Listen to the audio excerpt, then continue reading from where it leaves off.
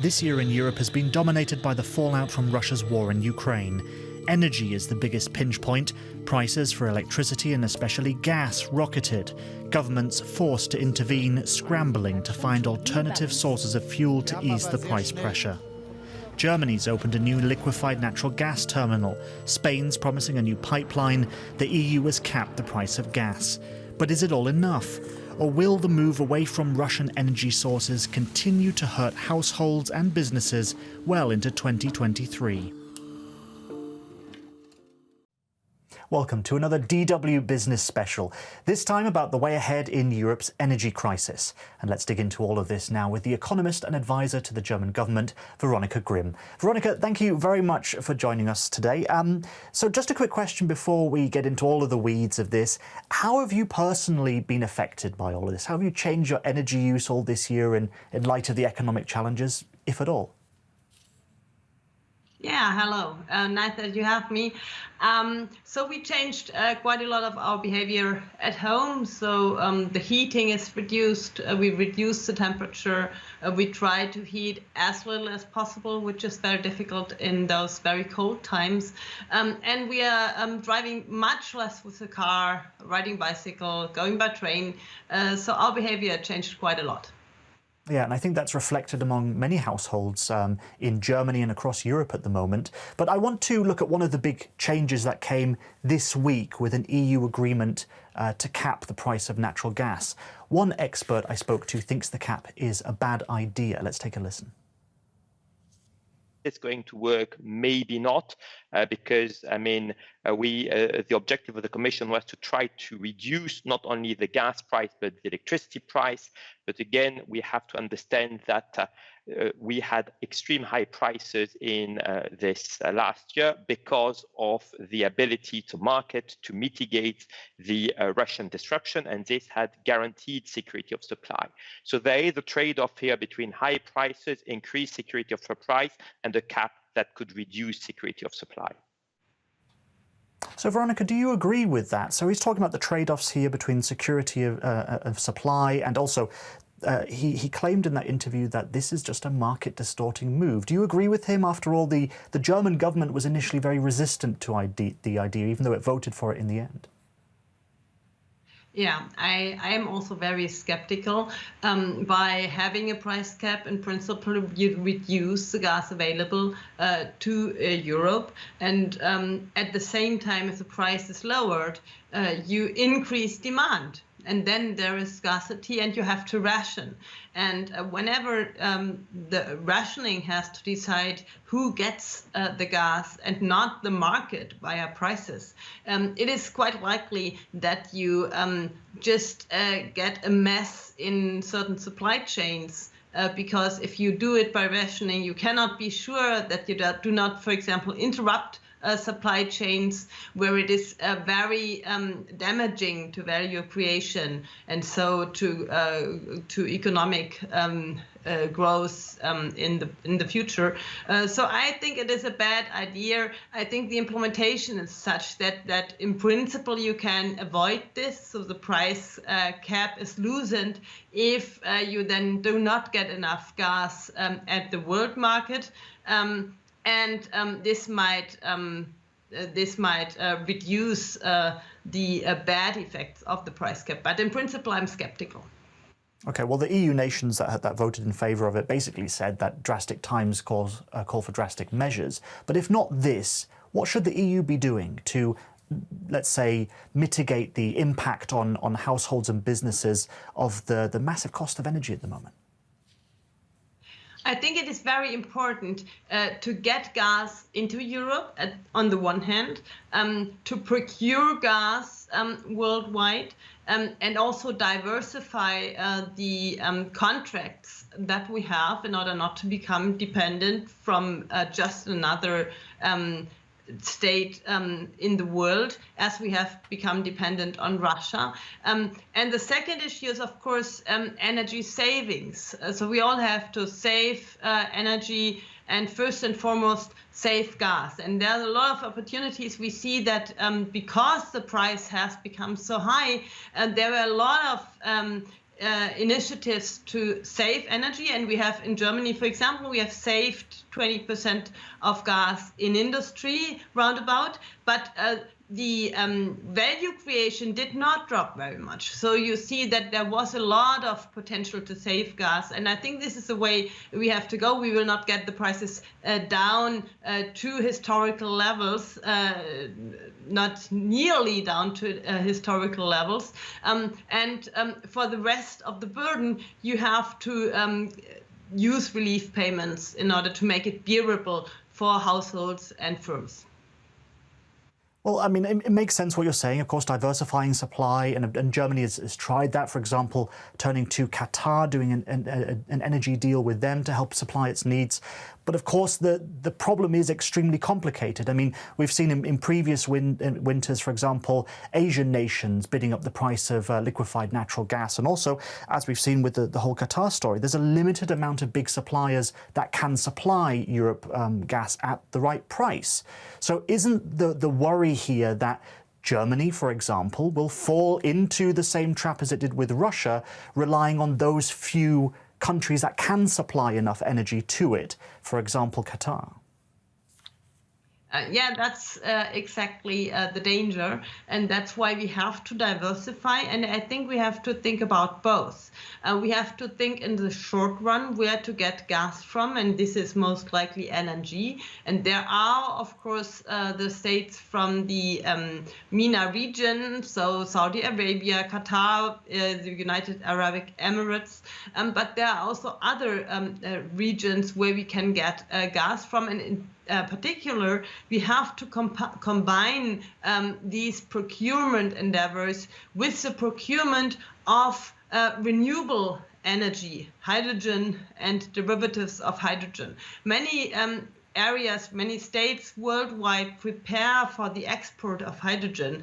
And since Europe does not want to use gas for longer than, say, 10 or a little bit more years, we have to combine the procurement of gas with the procurement of hydrogen. And the good news is that there are worldwide many more states that have good conditions to produce renewable hydrogen than there are states that dispose of reserves of fossil fuels. So for the future, I think if we really go for renewable energy, to import renewable energy, I think we have a good chance to diversify our value chains.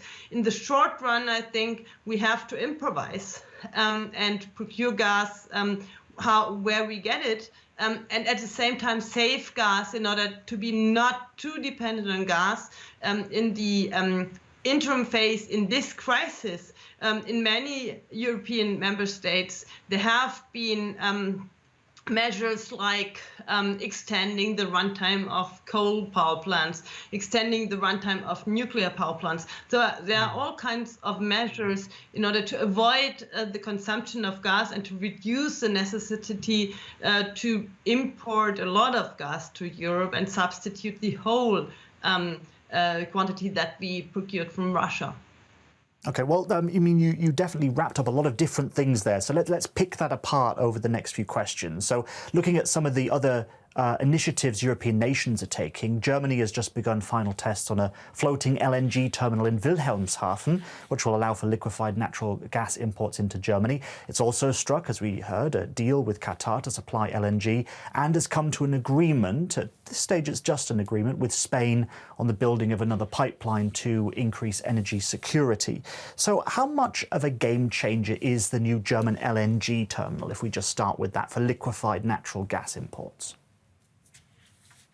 I think it's a big game changer because in the past, several economists and institutions have already advised that Germany should build LNG terminals in order to increase the possible competition at the gas market in Europe. And this advice had not been followed, and now we are building LNG terminals. And I think this is the right way to become more independent. We need energy imports, of course, also in the future, but we should try to organize our energy imports such that we are not dependent on one particular country that provides the energy, but that we are importing from many countries so that we can live with it if one country does not supply. So we are not exposed to such a high risk as we have been exposed to in the past. I think a lot of Germans will be listening to this, though, and feeling a bit frustrated that we've spoken about this switch to renewable energy for a long time, the so-called Energiewende, for what is it, it could be 20 years now. And so it seems that Germany's transition to renewables has just been far too slow. Why is that? Because that would have really helped us out in this situation, as well as fulfilling the climate targets that the German government has committed itself to over many years. Yeah, I think we have to be too slow. That's true. But at the same time, some good news is that I think we have a lot of reasons now to speed up, because basically independence can be increased by a speeding up of the expansion of renewables. The plan is to be 4 times as fast in the future as we have been in the past. So if we reach that, we are at the end of this decade in a position where we really are less dependent on energy imports, and I hope we get there quite soon. In the meantime, the ramp up can of course be not from today to tomorrow. So in the meantime, we have to improvise, and we have also to focus on not only the renewable energy plants, but also on the network for electricity in order to distribute the electricity all around Europe, and also on the networks for the distribution of hydrogen, because we have to import first, of course, LNG, but then later on hydrogen and renewable energy carriers, which are climate neutral or more climate friendly. And then, of course, if we import them, we have to have the infrastructures to distribute them. And these are all things that we have to initiate right now. And I think the Russian aggression against Ukraine gives us a reason to really speed up, to really get this done in order to become independent and more based on renewable energies in Germany and all over Europe, of course. Well, there's been criticism for Germany's reliance on gas, coal and nuclear. And of course, you're talking about, let's see what we can do to move away from those as quickly as possible. I understand that. But at the moment, it seemed almost like a pipe dream that one day we'll be able to reliably store renewable energy that comes in from solar and from wind. But we're not there yet. We don't have batteries that are practical and big enough to be able to switch them on whenever we need them, whenever there is a sudden spike in energy need, that we could just turn to them. So is this all just a pipe dream, or are we going to actually be able to make practical steps without just relying on a bridge fuel like gas for decades and decades to come? No, that's actually no dream, I think. I think there are many ways I think we will need for the energy transition towards renewables, a lot of different technologies. We will need the renewables in Germany and in Europe. We will have to produce more and to install more renewable capacities in Europe, build the networks in order to distribute this energy. And we have some possibilities to store energy as well. So there is water power in the mountains. There is the possibility to produce hydrogen from renewable electricity and store it and use it for power production when the renewables don't deliver. And there is, of course, also the possibility to install batteries in order to have short-run flexibilities. So we will have a mixture of batteries for the short-run flexibility in the system, and hydrogen as a possibility to store electricity over long periods of times, for example, from summer to winter, in order to have more energy at our disposal in the winter. So I think this is very realistic, we can get there technologically. This is possible. We need to induce the incentives, regulatory framework that makes the things going and that gives the firms the right incentives to build up these renewable, climate neutral energy systems. Okay, and just before we look ahead to 2023, I want us to hear from Germany's Energy Minister, Robert Habeck. His assessment, let's just say, is cautious. We're far from out of the woods. The gas supply in Germany is assured for this winter, provided that Germans' saving efforts and endeavours hold up. Okay, so Veronica, like I said, a cautious assessment going ahead from Robert Habeck there. Considering all of these moves we just discussed, let's get down to brass tacks. How close is Europe to reducing its dependency on Russian gas to as close to zero as possible? Are we still a long, long way off, or is next year the year? I think first and foremost, we have to see that we are not through after this winter, but the next winter will be much harder. So up to this year, we had the Russian gas in order to fill up the storages. Next year, at least in Germany, we will not have Russian gas in order to fill up the storages, but nevertheless, we have to get them filled until the next winter. I think the LNG terminals and the gas deliveries will help, but we have really to be aware that the situation is far from being relaxed next year, but it is maybe even more critical than this year. We also have to be aware that the war in Ukraine will get into a critical phase next year. So there is a necessity to get through all this, and I think it's very important that we continue to save gas, that we do not interpret signals like if there's a period of very good weather where it's warm and the storages are not used that much, that we don't lose our motivation. But I think it's very important to tell the people that the motivation has to continue actually until maybe the spring of 24. I think then we have the chance to be a little bit through this very dense energy situation. Okay, so we're in there for the long haul. But doesn't it all sound very expensive, though? These big transitions that we're having to make, these new pieces of infrastructure that we're having to build amid this cost of living crisis and inflation, which of course is caused by the energy problems to a massive extent themselves.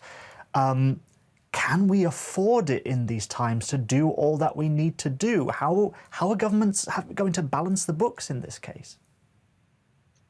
Yeah, I think we have to afford it. I mean, we have seen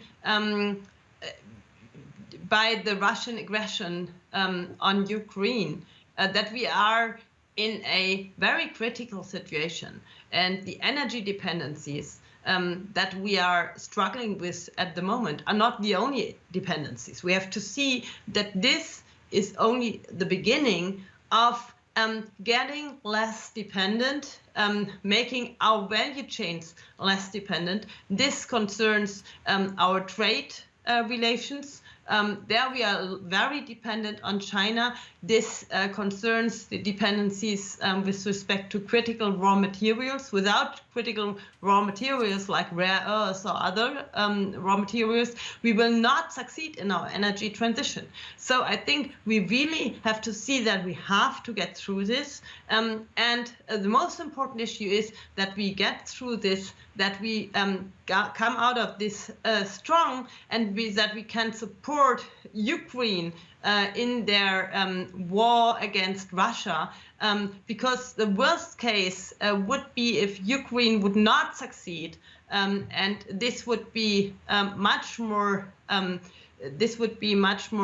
damaging for Europe and much more costly for Europe in terms of peace, in terms of lives, and in terms of course, also economic variables. And I think we have to see that we have to get through this, and we have to become independent in the world that now is forming a world where more might is important than rules among some states. It is very important to get a setup that is strong, independent, and where we control our economic relations, not only in economic terms, but also in security terms. Okay, one last question for you. Let's end on a high note. What are you optimistic about for Germany, the European economy in 2023? I'm quite optimistic that we have the economic strength to get all through this. I think what we have to work at is to get the right mindset, because the world really has changed in the year of 2022, and I think we have to realize this, and I think it is wrong and not realistic to expect that it goes on like this after this crisis, but the world has really changed, and we have to set up our economies in a different way in order to sustain in the world that is now real. But I'm pretty sure that we can do this. So the German population has shown to be strong in this crisis. They reacted quite intensively, saved energy, supported Ukraine, and I think we get through this. And I'm pretty optimistic that Europe will grow due to this crisis. That's great. That's a fantastic, positive way to end.